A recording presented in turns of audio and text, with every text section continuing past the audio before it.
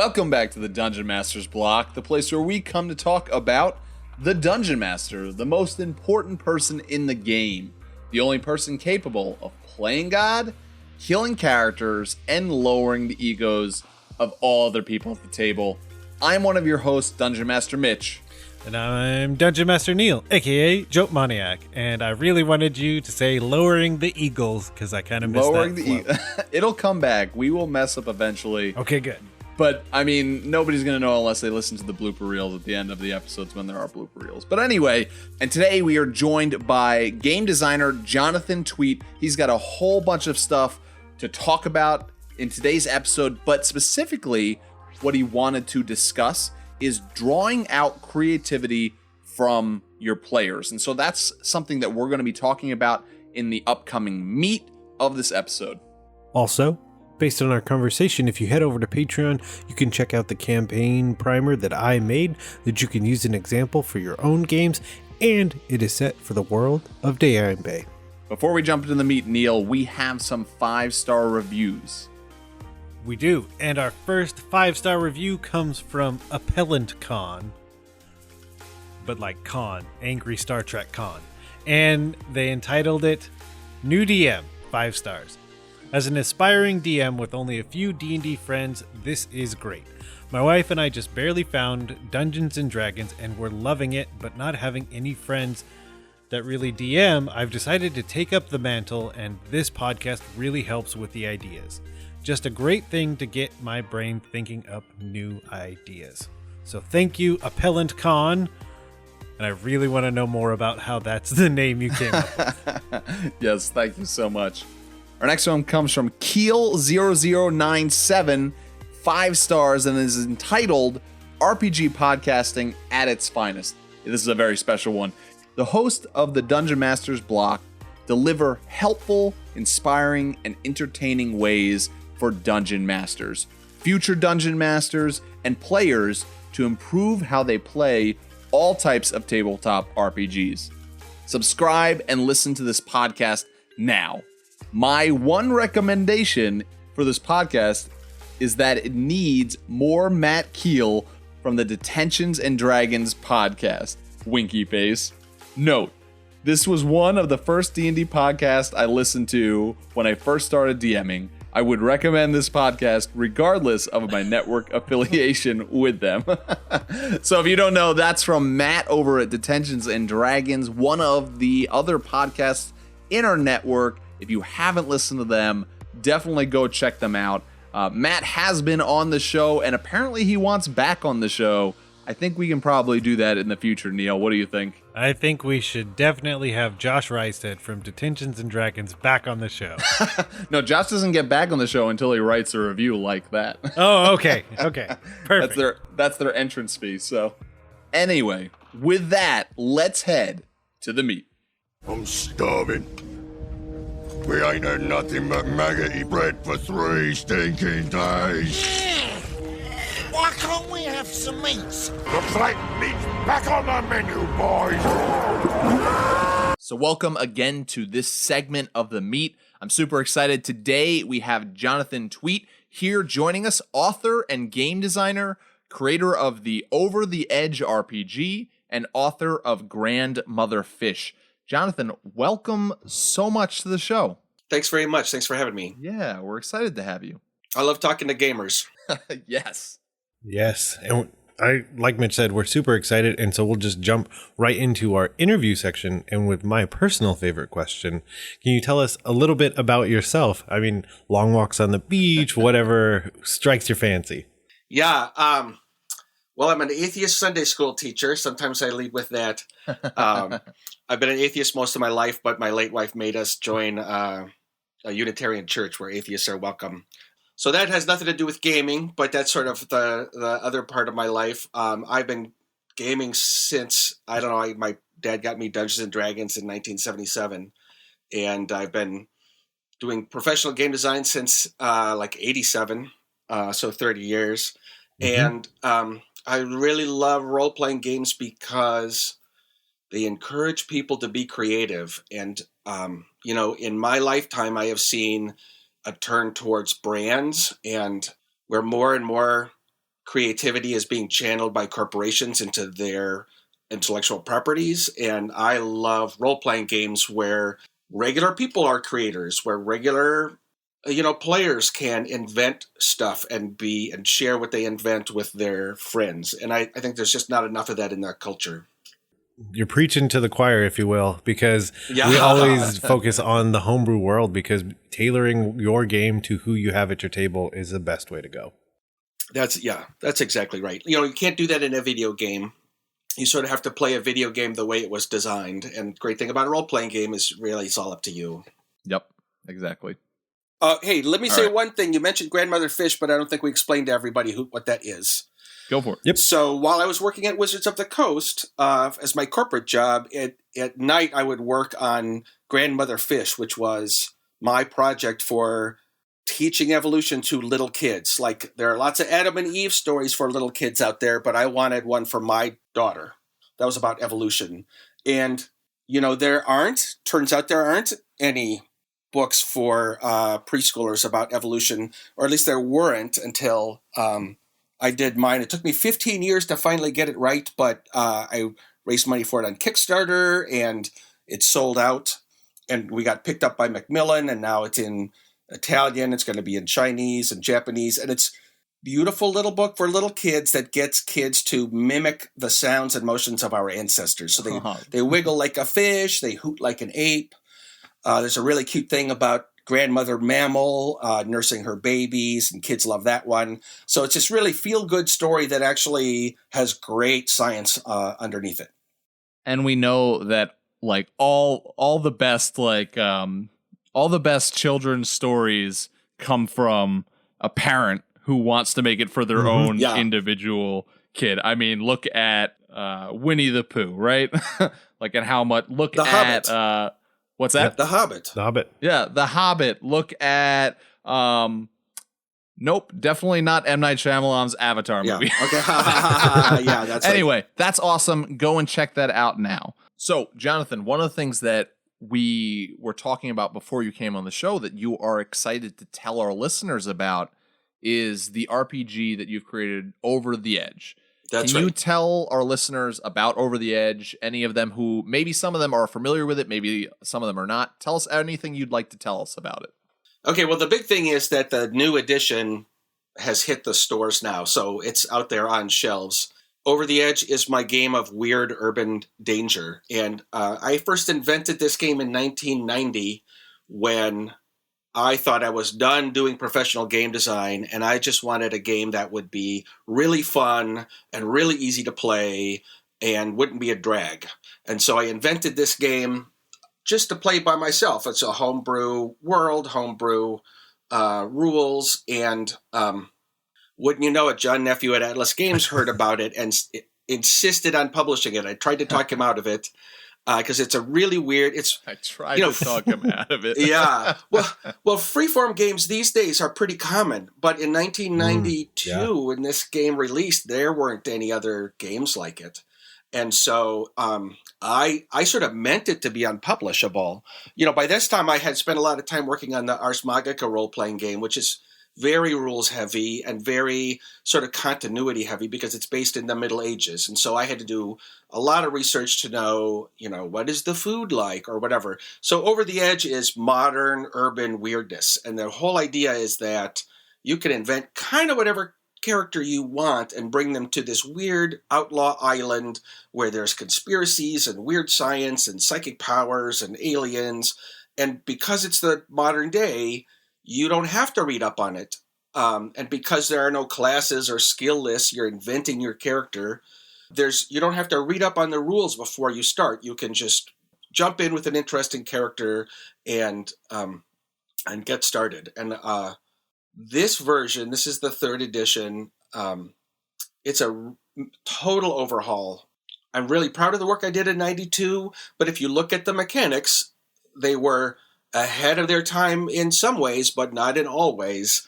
And so now I've been able to go back and sort of make the game even more true to its original promise, because I've just learned a lot about how to do freeform role-playing games over the years. I've learned a lot from the other game designers like Vincent Baker and Ron Edwards. And so, it's back and better than ever. Awesome.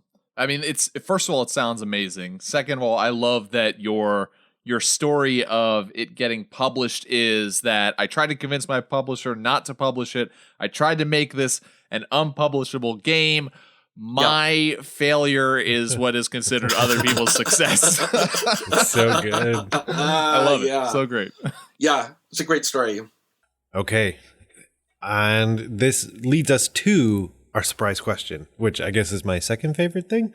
And we have one from William Johnstone, one of our patrons, and they ask, what is your best character or NPC voice, and can you please demonstrate?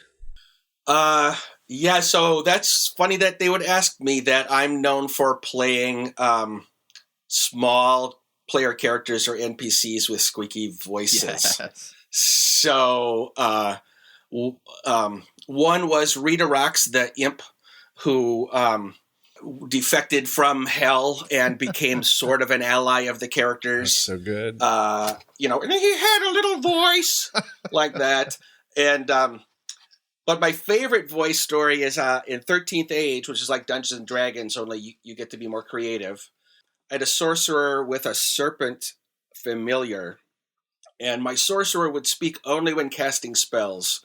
So whenever I was speaking in character, you know, it was really the serpent speaking.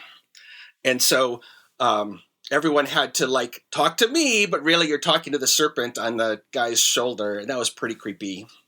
And then the serpent, of course, had a lovely voice and just made everyone feel comfortable because it's a serpent. Yeah. So That's good. great. That's fantastic. So, Jonathan, thank you for answering. I love those voices. And of course, William, thank you for supporting us and asking that awesome question.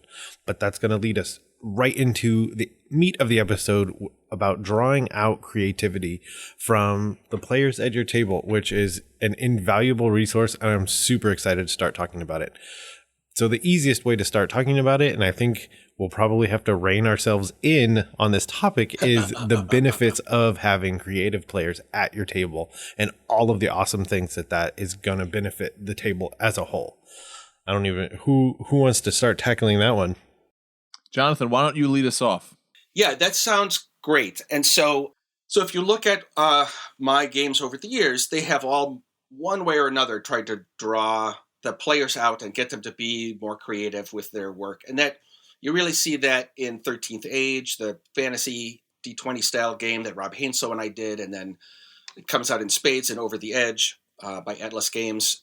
And what I like about drawing creativity out of the players is that it takes a lot of the work off of the game master. A lot of role-playing has been in the form where the game master is sort of entertaining everybody, and what the players do is react in character to what the game master provides. And what I like about, if you pull creativity out of your players, then they are also entertaining each other, and they are producing the material that other players are going to riff off of or explore. And so you get a more collaborative process where the game master can't predict what's going to happen because it's up to the creativity of the players. And then everybody looks around at the end of the session. And it's like, wow, we did this cool session where nobody really had control over the narrative. And you get that by getting players out of the mode of like either trying to solve a problem or trying to simulate their characters' personalities, and you bring them into being creators of not only what their own character does, but sort of what's around in the world. And so, for example, I had a 13th Age campaign where the players were going to go to a thieves guild and they wanted to bring something for the party that was going to be there. And so one player, he said, well, we'll just bring a big bag of weed. And that's true enough, but I said, surely you can think of something more interesting than that, because as a player, players know the real world, but the characters know the fantasy world where there's way more going on than the player can ever know. So the players can invent a little something that's part of the background. And what this guy invented was, I'm going to bring a soup that's a delicacy. It's a poison soup with live eels in it. And as the eels take in the poison, they die, but the poison is neutralized. And when all the eels are dead, then people can eat it. Well, in a traditional role-playing sense, only the game master gets to make up stuff like that, and the player only gets to invent stuff about their own character. But this was, I'm going to invent this delicacy just so that I can use it as a prop in this adventure. And so that was great. That's way more interesting. I remember that years later. And it just comes down to encouraging the players to take a role in inventing the background and fleshing things out. Yeah, I have to agree with like everything you said. I think it can take pressure off of especially like new DMs that can really grasp onto this, that like we've had like a lot of people write into us in the past and said like, I'm kind of worried about starting to DM, and like if this is something you can get down from the beginning to be like, hey, you can't come up with you're going, oh man, what is this tavern called right off the bat? Don't have all that pressure on you. Just instead easily like just be like, oh yeah, John, you want to go to a tavern? Great. Tell me about this tavern that you go to. Yeah. No pressure on you at all. Now John's got all the pressure and an opportunity to create and add something cool into your story that like what I've come to learn is that when a player creates something with you as the DM, it becomes way more important to that player and usually ends up being way more important to the group as well. I think Neal and me both have definitely said this before, but we have grown exponentially in how we DM, how we GM from talking with people on this podcast and learning so much of the wisdom that guests like you have to come and share with us.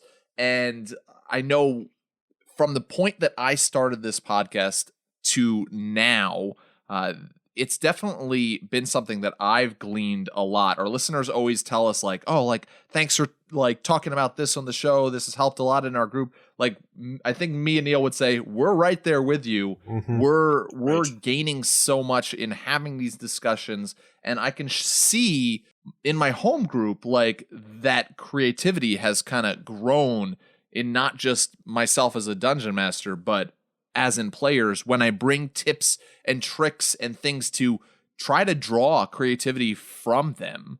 And it is, like you said, it helps create this much more amazing experience, better stories when you're working together, when you have players. I've found myself as a DM just going like a player throwing something out on a whim, and there's almost like this like, oh yeah, and I think this character should be like this, and almost like in a joking manner, like, but I know that Mitch has already created this character, and I found myself going, that's really good. I really like that. That's canon from now on. Yep. We're keeping that. Right. And there's this excitement of like, oh cool, I didn't expect that to be actually grabbed onto and used, but why not? Creative storytelling together is amazing. Yeah. So a simple thing that I do, it's really light, is, while I'm like running 13th Age, I'm inventing stuff on the fly. And some of that I'm going to come back to, and some of that never going to reappear. So at the end of a session, I'll say, well, if the stuff that you fellows encountered, who or what would you as players like to see come back into the campaign in some way? Right. So someone would say, oh, that magic sword was really cool. I want, we heard about that. I want that. Or I like that character, or I like this new religion you invented. And so they get a sense, a say, even when they're not creating something, they can like just telegraph to me, this is the thing I think is cool. This is the thing that I want to hear more about. And so then that just gets worked back into the campaign. Well, it's so good. It's so easy. I think one of the biggest parts is that initial starting point. And I think one of the things to tell people that are the GM or the DM is that you remain in ultimate control, because you are the one that knows the most about the story, but relinquishing that control does not take it away. Like you're sharing it, and in sharing it, So I came up with this analogy in my head. It almost feels like a Skyrim skill tree, because the more you unlock that creativity with a single player, like the higher level it will become. Because the thing is, like, unless you grew up with everyone at your table, which some people have that, some people don't. So I think about Rich Howard as an example. Is he's done a whole myriad of things in his life. And if you're not willing to let him have that creativity, you're not going to figure out that he has a degree in marine biology. So when those things come up, it's in a way, it's foolish for me to try and be the person who's the marine biologist at the table, because there is an actual marine biologist at the table. So when it involves those things, dipping into that creativity and kind of knowing in a way what resources you have now at your table, it makes sense to talk to him and have him do that. Whereas someone else, like I have 2 business degrees. So when stuff like that comes up, I should be sharing that, because I spend a whole lot of money on them. So, and I should start using them at some point. But, and the idea of like what additional resources now are at your table, especially in creativity, and then just unlocking that skill tree in Skyrim.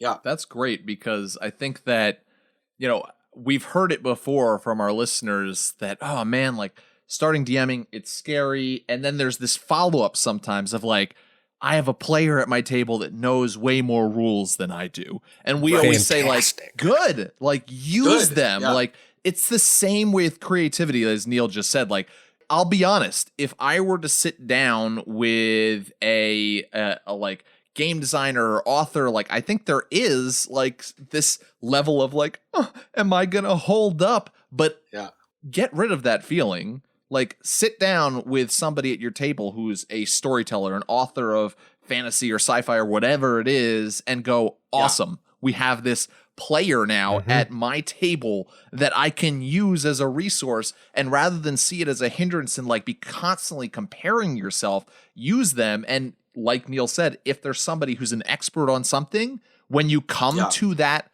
part of your story, whether in preparation or while in game, turn to that player and say, hey, what do you think is a good, can you help me fill this in? Like, let's add a lot of good meat to this rather than what I have to bring to the table with this specific thing, which isn't a lot, but you have a lot more experience, and make that story better.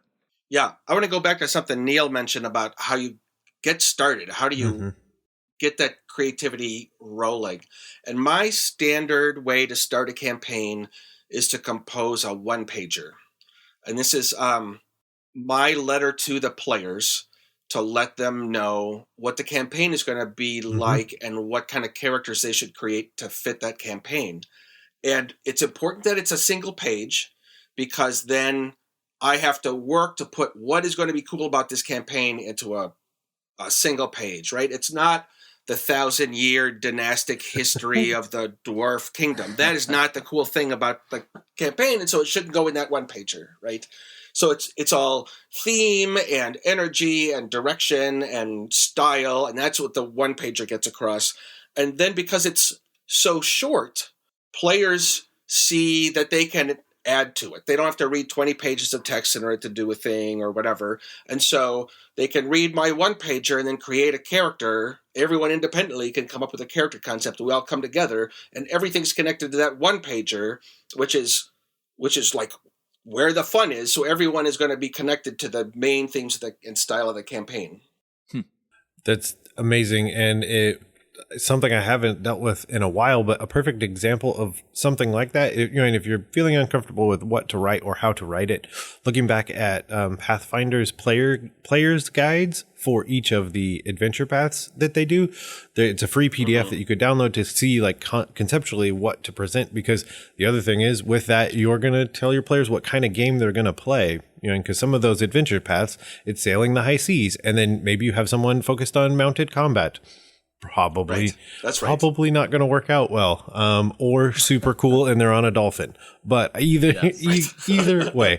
So I think that, that's an amazing way to set up, because then even that one page, going back to the meat, is going to spark the creativity in what they're building as a character, even from before session 0, if that's what you have. Right, because you've got the exciting sort of the emotional core, but you've left as a game master, you've left enough details open that people feel like they can create their own stuff without having to follow continuity. Yeah. So another thing that I do, this is something that I started as a standard thing in Everway, which was a freeform game I designed in '95. And that's also going to be, like Over the Edge has been redone and relaunched. Everway is going to get a relaunch probably next year. And but in that session, in that game, when you first create characters, people around the table will go around and ask each other questions about your characters. It can be out of character stuff like, I know I don't know this about your character yet, but what's the scariest thing that ever happened to your character? And then the player can come up with something. And when you have this sort of back and forth, it takes the pressure off the game master, and it also helps players create their characters, because it's not just me pulling stuff out of my own head. I'm responding to what the other people are asking. And since they're asking questions, it's up to me as the player to decide how to respond. But that gives this sort of, people are curious about each other's characters, and most of the time players have to invent answers rather than just look at their character sheet, because these questions are getting at broader themes. And as a game master, I use those questions as things like, let's say that you were in a situation where you were being overwhelmed by more enemies than you could take. What's kind of thing would your character do in a situation like that? And in a way, I'm sort of learning about the character, but also sort of learning what to expect from them as their adventure rolls out. And so we do that at the beginning of character creation, and we do that again at the start of every session to sort of loop everybody in and center everybody. And I've taken to doing that. You can do that in any role-playing game, right? That's just a technique of how you get people to start paying attention to each other's characters. Speaking about drawing out creativity, like asking questions like that not only can help you and the other players think of cool directions to take the story because of the answers given, but it's also like just the question itself may be drawing out creativity, because when that player gets asked, what's the scariest thing that you've ever faced before? Well, maybe they already have the answer to that, but there are definitely going to be questions they're going to be asked that they don't. And they're going to have to sit there and maybe think for a second and go, that's a good question. I have to kind of rack my brain a little bit and come up with something. And out of that something, it may completely change the way that they see their characters and how they react to situations in the future.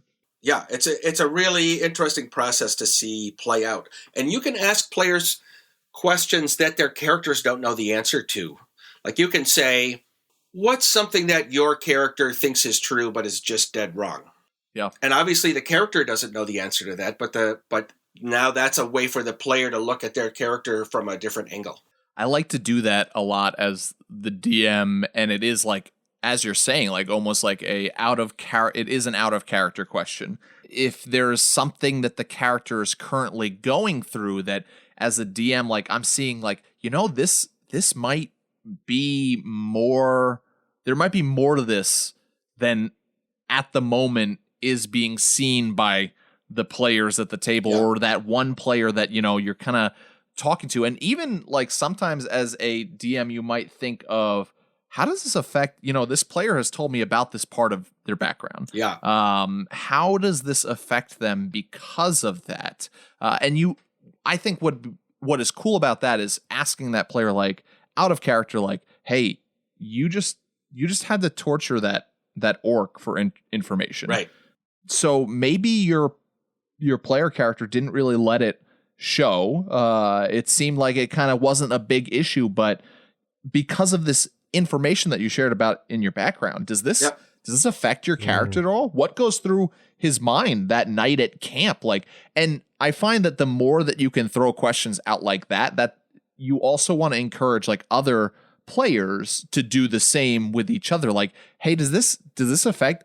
And it's okay to share that kind of information that's not like your character saying it out loud, but it's a cool thing to be able to, as a group, like get more of an insight into not just what words are being spoken by player characters, but thoughts that are going through their mind through the story progression as well, which might shed a lot of light on actions and words that are shared by that character later on.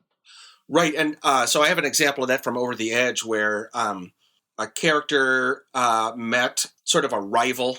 The character was a weird televangelist, necromancer, and Oh gosh. yeah, no, just really good. And then there was someone from the Temple of Divine Experience that was sent to sort of spy on him, and he had gotten some inside information, so he knew this guy was a spy. And when they met, the player character played it really cool because that's the smart thing to do. And a lot of times players want their characters to do the smart thing, which can mean sort of the less emotional thing or the less dramatic thing, right? They're playing it safe. So I said, well, okay, you're obviously playing it safe when you meet him, but what's going on in your head?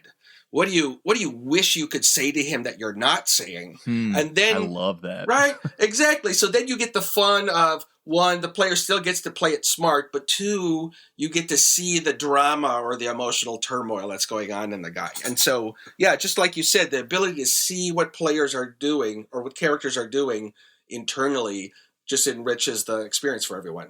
And there's plenty of times where, like, at the table, the players and the DM know that there are those behind the scenes thoughts. That's right. And so rather than just move past them quickly, dive into it and ask the question, like, what is your character thinking? What does he want to say? Yeah. I love that so much. I mean, it's so simple, but I feel like it's not a question. I mean, that even I personally ask anywhere near I should be now that we started the conversation of what is your character thinking? Because I think a lot of us view that character interaction of like, oh, use your character voice.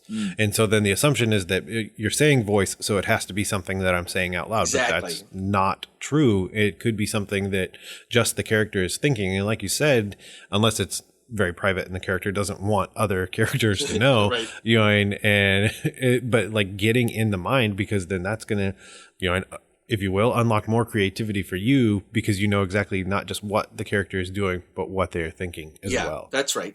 So good. You can do a lot just by the way that you sort of orient toward the characters, like you said. Yeah. So in Over the Edge, the characters are designed with practically no numbers. It's all style and content and freeform, and it's structured how you build your character, but you're not point buying, you're not rolling dice, you're building a character kind of thematically or dramatically, and the character is so simple that each player is given a sheet of paper and they write down sort of the descriptions, the traits of all the characters in the group on a single sheet of paper. So now I have in a column, your main trait, your side trait, your question mark, the thing that's unknown about you, the thing that gets you into trouble. And I can look at every player's character while things are going on. So while you are in the spotlight with your character, I can look at, as a player, I can look at everything going on with your character and remember, oh, you have this motivation or you have this side trait. And so now when I'm playing my character, I can play off what I know about your character. And so by giving everybody sort of a cheat sheet on what everyone else is like, it reminds everybody to focus on each other's characters and to react to them sort of in sort of the full range of what these characters are about. So good. There's so many things. And I feel like Mitch and I keep coming up with this. It's just like, do what we say, not what we do. Because there have been several things where it's like, man, we talk about this so often and I'm so bad at it. I apologize to my players that listen to this.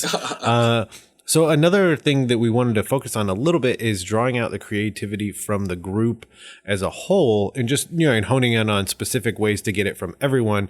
And I'll kick it off with being the facilitator of the idea of yes and. Yeah. So when you have an NPC show up,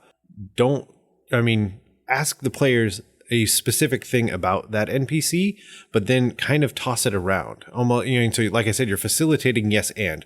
So, okay, so what race and gender is this character? Yeah. And someone will give you that. Okay, what's this quirk that everyone notices whenever they speak to them. Yeah. And someone gives you that. And so being that facilitator of yes and to allow certain aspects of the game to be a group effort rather than necessarily one person telling me all of those things about that NPC. Yeah, that's right. So do you guys have anything for the group specifically rather than just the individual? So I start with a one-pager that goes out to the whole group so that everybody has the same sort of vision of what the thing is going to be like. And a lot of times, if I don't do that, instead, the character creation session is also sort of the campaign structure session where we decide, okay, you guys are all going to be involved in a sandwich shop. That was one of the themes. That's awesome. I know. So my players they all make their living with their words. So they're in marketing or copywriting or game design or whatever. We've been playing for 20 years. So it's just a really fun group to be with. And, some guy, one of the players kind of to throw a challenge in. It's like, well, instead of being, we're spies on a mission or, we're starting a cult, we've got a sandwich shop and that's our thing. And so, well, okay, obviously much more came out of it, but that was the sort of the central hub for the campaign activity. So yeah, getting players to sort of, let's all put our heads together and figure out what this campaign is going to be like is one way to do it. I think we've talked a lot of that group, like tips and tricks already, like that we can do to help our group become more creative. I think the one thing I would just throw in there just as a kind of bookend to that would just be to try as a DM and get your players on board to like have that understanding that you as a DM don't or a GM don't want to be only in control of, and like that's just not a good gaming experience to have you as the DM or the GM only be in control of the way that the story goes. That's not how it should be. We always say without players, you have, like, you as a DM, you have nothing. Without the characters in your story doesn't matter. So you need to make sure to develop an atmosphere at your table where your players, I think, should feel comfortable throwing out ideas, throwing out questions to other players, right. Bringing up like, hey, I'd like to go to this a tavern because I want to look for some rumors, and kind of not being so shocked when you as a DM throw out to them, cool, tell me what that tavern's named.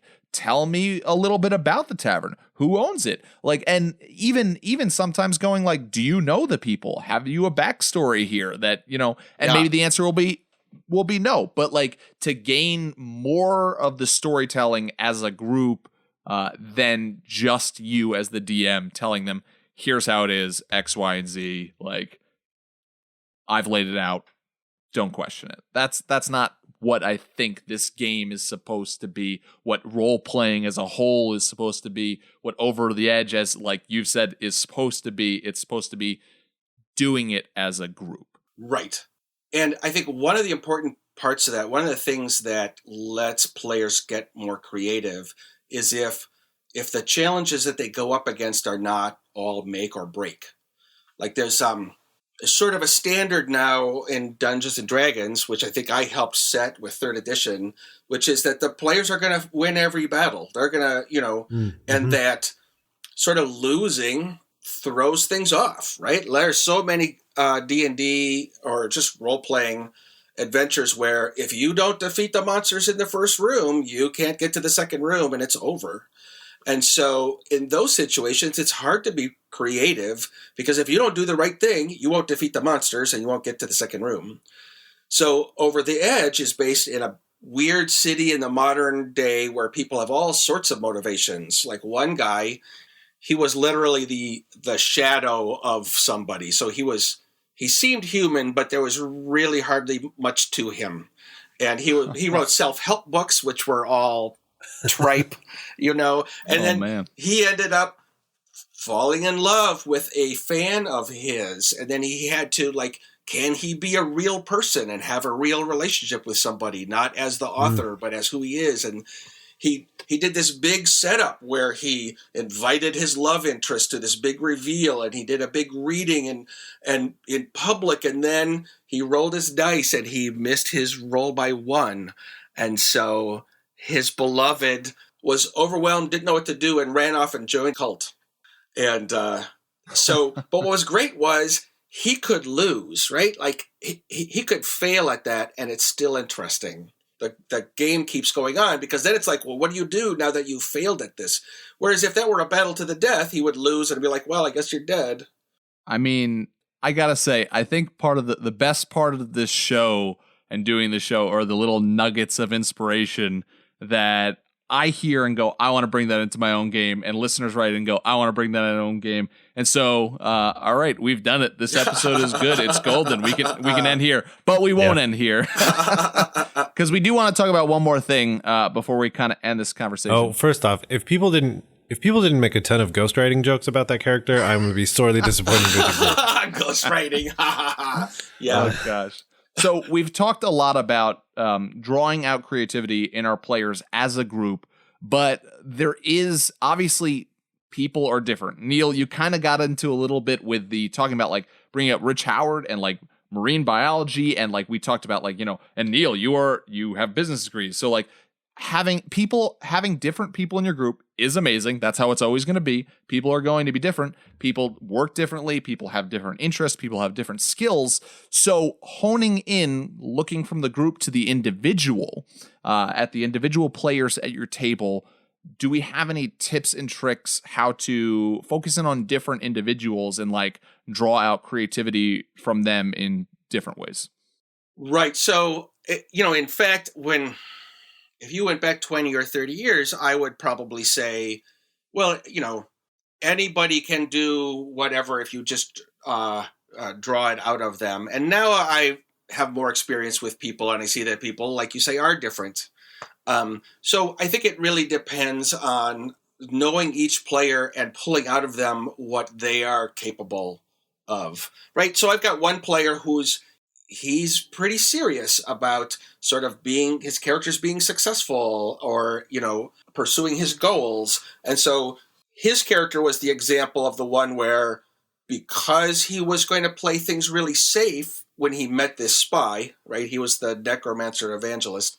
Because he's the kind of player who plays things safe, I take it to the next level and say, okay, well, what are you thinking about then? And sort of draw something out that doesn't violate his way of playing, which is to play it safe, but allows him to still share stuff with the characters. And then there are other players who they're happy to throw their character into a crazy mix and do, have things go wrong for them. And so I can ask them questions in a different way or pose them different challenges. So I think it's, everybody's capable of something, but it's all different stuff. And so you learn what the players like.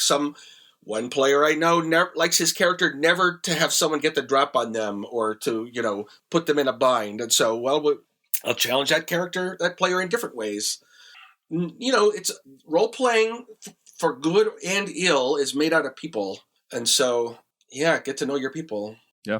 One of the things going off of that too is like, what is the comfortable medium by which that player can be creative? Yeah. Because one player can, just come up with things on the fly and talk about it and say all these cool things at the table.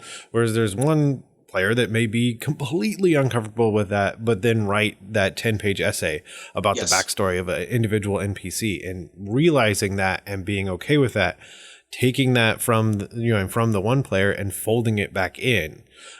So really figuring out, know your players, but figuring out which direction that their creativity can flow, and being able to kind of go back and forth between those and fold them back in.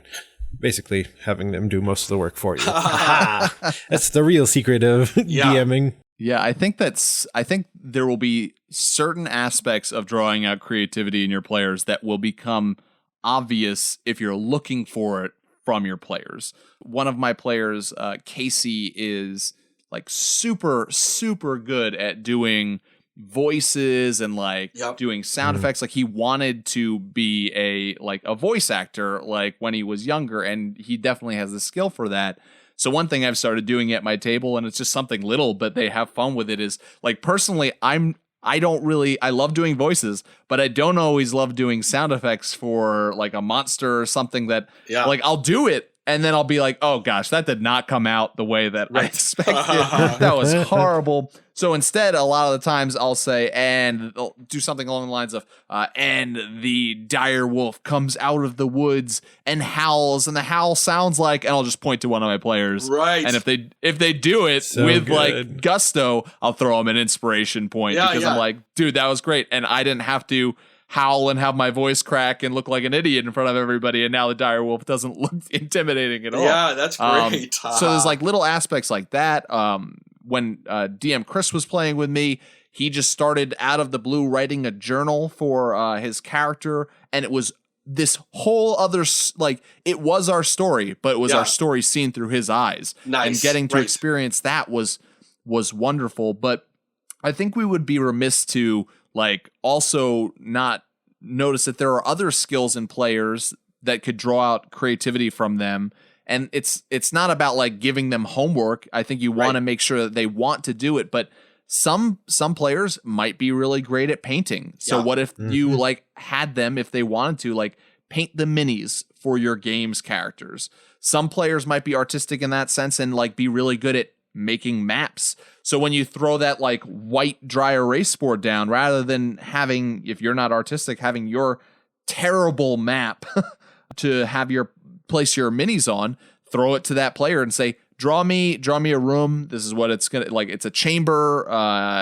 It's got a statue in the middle, and having them do it. It's probably gonna look better if you're not great at that kind of thing. Having them do it, or even in that sense, like drawing character portraits for the player's characters, of which then, like Jonathan, you said, questions are going to be asked. Like, tell me about the features of your character. That's right. Like a lot of times when I ask that now as a DM, I get a very quick like, oh, he's this, he's that, or she's this, she's that. But if you're having a person draw the character portraits, details are going to be said, details that are going to be important and come back probably. So there's a lot of different ways you can hone in on individuals and draw out creativity from them.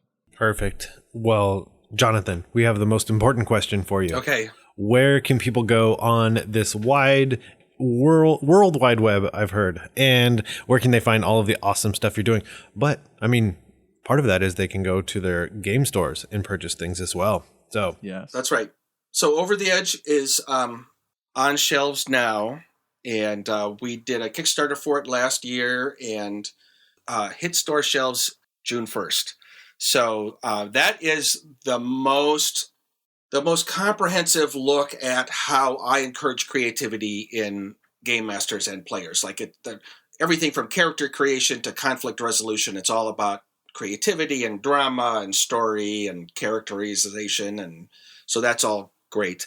People can find me as Jonathan Tweet all over the social media. So I'm on Twitter as Jonathan M as in Michael Tweet. I'm on Facebook, Jonathan Tweet. I'm on N-World as Jonathan Tweet. So I'm pretty easy to find. And I love to hear from gamers. Definitely. Awesome. And we'll, like we said, we'll have all of that in the show notes. I can't have your local game store in the show notes, but you should go there. Definitely. So thanks again, Jonathan, for joining us, and we would love to have you back sometime in the future.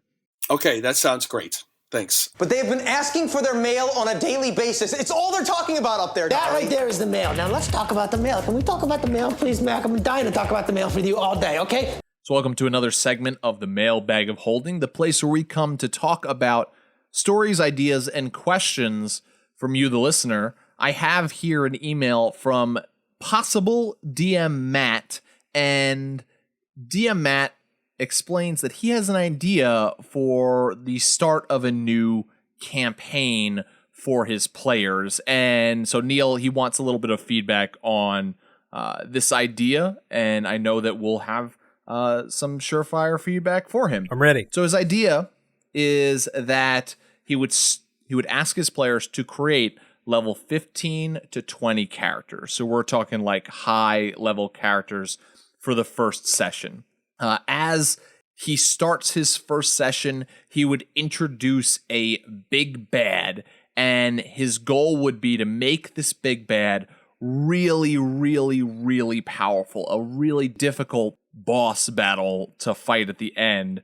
And he thinks that what it would really turn out to be would be there would probably be like only maybe 2 PCs that would make it out of this battle alive. And so the twist would be at the end when his players are sitting there like, oh gosh, like our characters have died first night, he would then kind of transition to an elder sitting around a fireplace and telling a story of a historical event of which his players are actually a part of.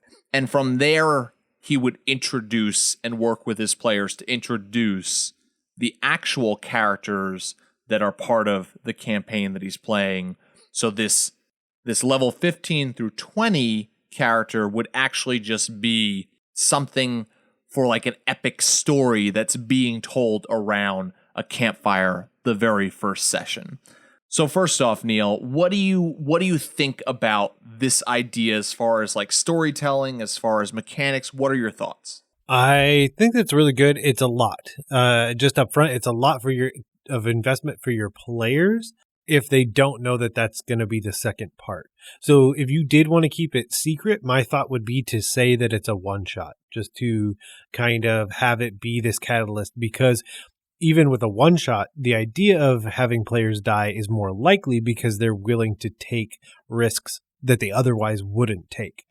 It depends on how much of a veil you're trying to put up. If you wanted to say like, oh, I don't know, the main campaign's maybe not all the way ready. But I did have this one shot I wanted you guys to just test out so that we can, and kick things off next time. But then, like I said, having them build these characters and then use that to start the actual game.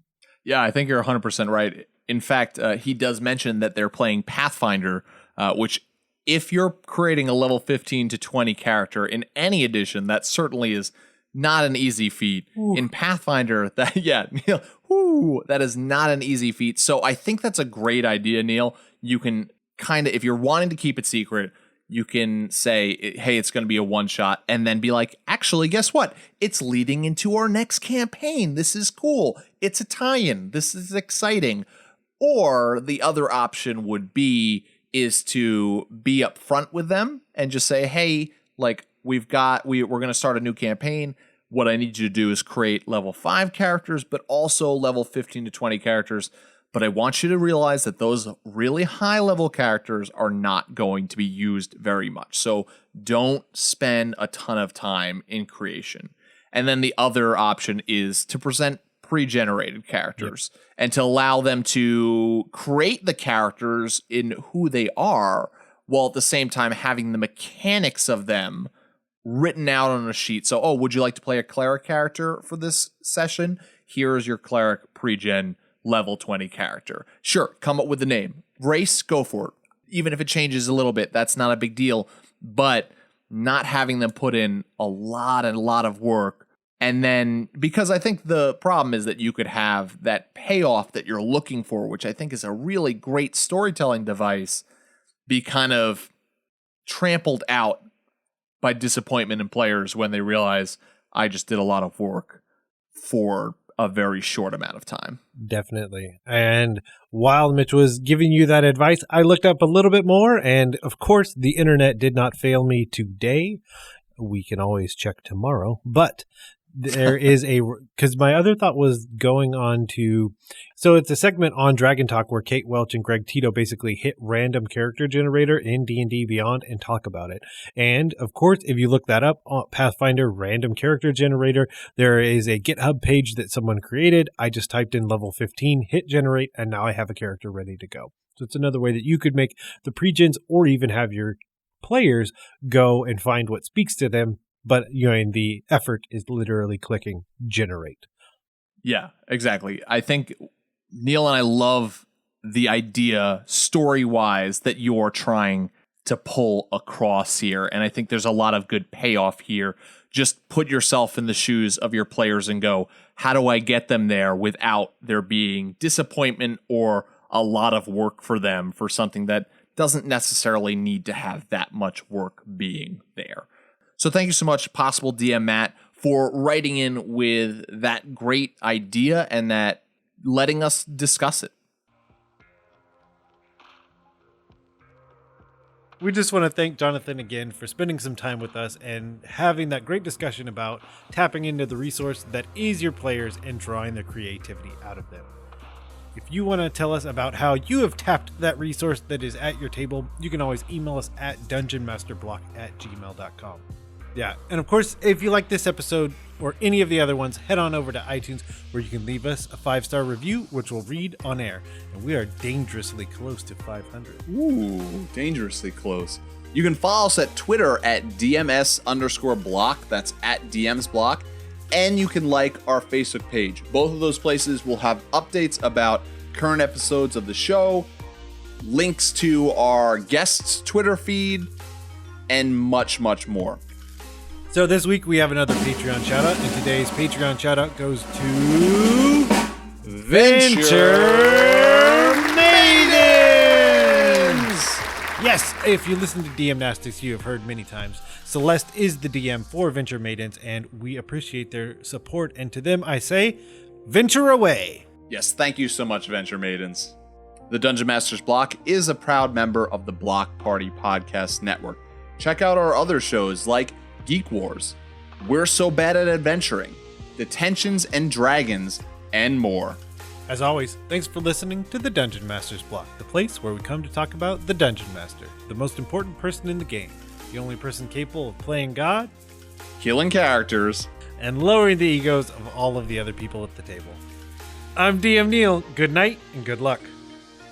and I'm Dungeon Master Mitch, reminding you to keep on dungeon mastering.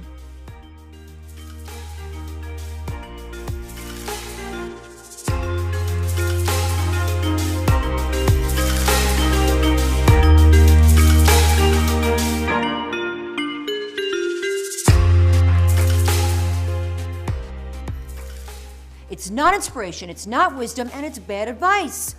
Schedule the D&D night, but don't show up. Keep your players on their toes. See what they do without you.